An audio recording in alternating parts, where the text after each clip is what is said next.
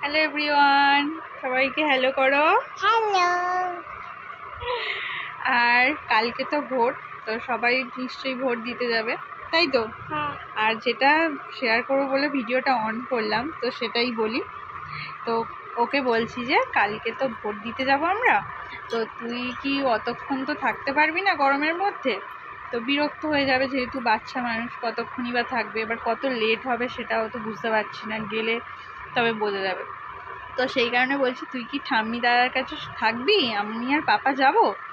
তুমি কি করবে, থাকবে? ঠাম্মি দাদার কাছে থাকবি না যাবে আমাদের সাথে? যাব। তুমি ভোট দিতে যাবে? হ্যাঁ। তো ও হচ্ছে নাকি ভোট দিতে যাবে, তাই তো?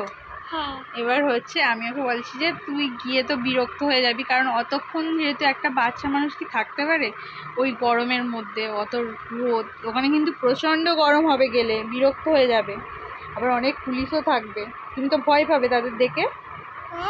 তুমি তো তাদের দেখে ভয় পাবে, ভয় পাবে না?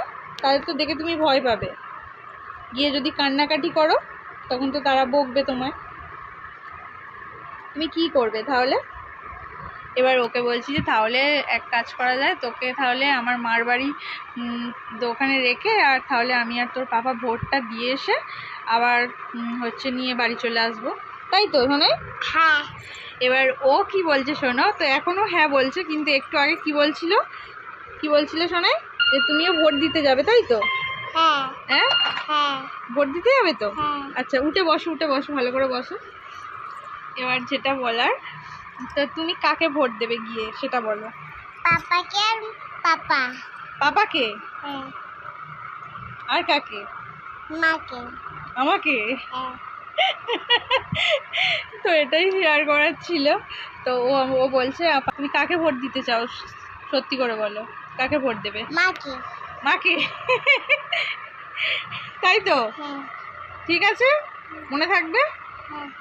ঠিক আছে, তাহলে সবাই শুনলে কিন্তু ও কালকে আমাদের সাথে ভোট দিতে যাবে, তাই তো? হ্যাঁ।